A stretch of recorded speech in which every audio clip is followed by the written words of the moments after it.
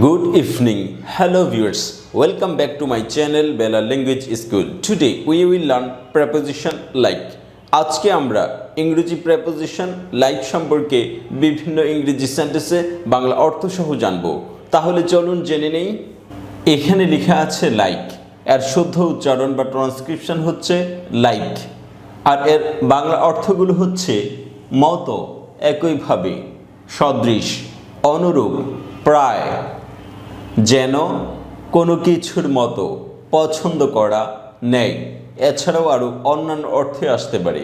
তাহলে এই লাইক শব্দটি বিভিন্ন ইংরেজি সেন্টেন্সে কীভাবে এসছে তা আমরা এখন একটু দেখে নিচ্ছি। তাহলে প্রথম সেন্টেন্সটি হচ্ছে she is wearing a dress like mine. সে আমার মতো একটি কাপড় পরছে।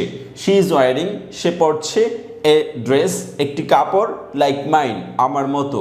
তাহলে এখানে লাইক মতো অর্থে ব্যবহৃত হয়েছে এবং প্রেপোজিশনের অর্থ দিয়েছে। তাহলে এখানে লাইক মতো বা সদৃশ এরকম অর্থে ব্যবহার হয়েছে, আর এটা প্রেপোজিশনের অর্থ দিয়েছে। আবার অন্যান্য সেন্টেন্সে কোথাও কনজাংশনের অর্থ দেবে, কোথাও অ্যাডজেক্টিভের অর্থ দেবে, কোথাও অ্যাডভার্বের অর্থ দেবে, আবার কোথাও নাউনের অর্থ দিতে পারে। তাহলে আমরা এখানে শুধু প্রেপোজিশনের অর্থগুলো দেখছি। তাহলে দ্বিতীয় সেন্টেন্সটি হচ্ছে he is very like his father. সে ঠিক তার বাবার মতো, মানে একেবারে বাবার মতো এরকম। তাহলে এখানে লাইক মতো এবং ভেরি লাইক একেবারে মতো এরকম অর্থে ব্যবহার হয়েছে, বা হুবহু তার বাবার মতো হুবহু অর্থেও ব্যবহার করা যেতে পারে। ভেরি লাইক মানে হুবহু মতো। তাহলে he is very like his father, সে তার বাবার মতো, সে একেবারে তার বাবার মতো, সে হুবহু তার বাবার মতো। তাহলে এই 3-4 ভাবে এখানে লাইক অর্থ আসতে পারে। তার পরের সেন্টেন্সটি হচ্ছে he looks like his father. He looks, তাকে দেখতে মনে হয়, লাইক হিজ ফাদার, তার পিতার মতো। তাহলে এখানে লাইক মতো অর্থে ব্যবহার করা হয়েছে। তার পরের সেন্টেন্সটি দেখুন, what is it like studying in Japan. What is it like studying in Japan, এখানে মতামত চাওয়া হয়েছে, অর্থাৎ হোয়াট ইজ ইট লাইক, আপনার মতামত কি স্টাডিং ইন জাপান, জাপানে পড়াশোনার ব্যাপারে, অথবা জাপানে পড়াশোনায় আপনার মতামত কি, এরকম কোনো কিছু জিজ্ঞেস করতে এই লাইকটি প্রেপোজিশনের অর্থ দিয়ে থাকে। কোনো কিছু আস্কিং বা জানতে চাওয়া, এই অর্থ বোঝাতে এই লাইক মতামত অর্থে ব্যবহার করা হয়। What is it like studying in Japan, জাপানে পড়াশোনার ব্যাপারে আপনার মতামত বলুন, অথবা আপনার মতামত কি। তাহলে এখানে লাইক মতামত অর্থে বা কোনো কিছু জিজ্ঞাসা অর্থে ব্যবহার করা হয়েছে। তারপরের সেন্টেন্সটি হচ্ছে students are angry at being treated like children. Student are angry, ছাত্রছাত্রীরা রাগান্বিত বা উত্তেজিত, অ্যাট বিং ট্রিটেড ব্যবহার পেয়ে, লাইক চিলড্রেন শিশুসুলভ আচরণ পেয়ে ছাত্রছাত্রীরা খুবই রাগান্বিত বা উত্তেজিত বা এক্সাইটেড। তাহলে এখানে লাইক একইভাবে বা মতো অর্থে ব্যবহার করা হয়েছে। স্টুডেন্টস আর অ্যাংরি, ছাত্ররা রাগান্বিত, অ্যাট বিং ট্রিটেড ব্যবহার পেয়ে, লাইক চিলড্রেন শিশুদের মতো অথবা শিশু সুলভ।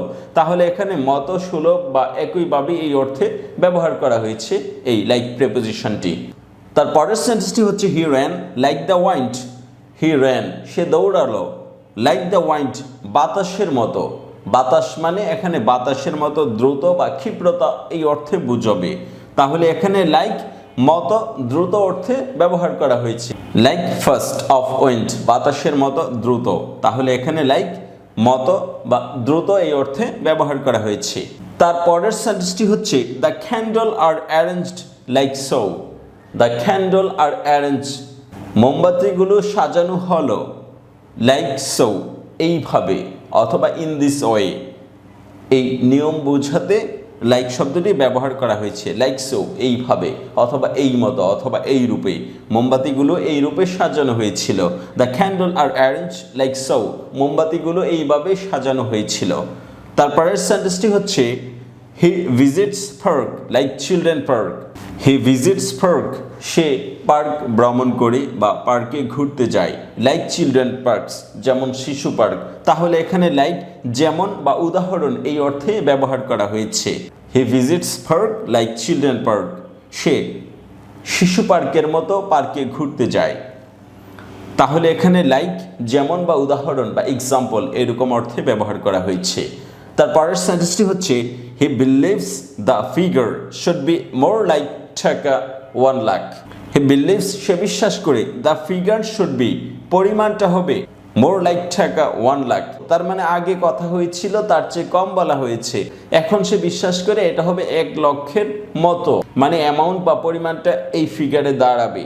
এখানে এই পরিমাণ সমতা বিধান করবে এই অর্থে লাইক প্রেপোজিশনটি ব্যবহার করা হয়েছে। তারপরের সেন্টেন্সটি হচ্ছে she acts like she owns the place. She acts সে অভিনয় করে, লাইক যেন শি ওনস দ্য প্লেস সে এই জায়গাটির মালিক। তাহলে এখানে লাইক যেন অর্থে ব্যবহার করা হয়েছে, আর লাইক কনজাংশনের অর্থ দিয়েছে, মানে দুটো সেন্টেন্সকে যুক্ত করেছে। এখানে একটি সেন্টেন্স, এখানে আরেকটি সেন্টেন্স। তাহলে এখানে like as if as though এইরকম অর্থে, যেন এইরকম ইংরেজি অর্থে এই লাইকটি ব্যবহার হয়েছে এবং বাংলা যেন অর্থ দিয়েছে। তারপরের সেন্টেন্সটি হচ্ছে there was silence but not like before. There was silence চতুর্দিকে নীরবতা ছিল, বাট নট লাইক বিফোর কিন্তু আগের মতো না, আগে তার চেয়ে আরও বেশি নীরবতা ছিল। তাহলে এখানে অ্যাডভার্ব অর্থে ব্যবহার করা হয়েছে, আগে একরকম নীরবতা ছিল, এখনও নীরবতা আছে কিন্তু আগের মতো না। তাহলে এখানে লাইক মতো অর্থে ব্যবহার হয়েছে, অ্যাডভার্বের অর্থ দিয়েছে। তারপরের সেন্টেন্সটি হচ্ছে she responded in like manner. She responded সে উত্তর দিল, ইন লাইক ম্যানার এই ব্যবহারে বা এইভাবে। তাহলে এখানে লাইক এইভাবে অর্থে ব্যবহার হয়েছে এবং এটা এক্সেকটিভ এর অর্থ দিয়েছে।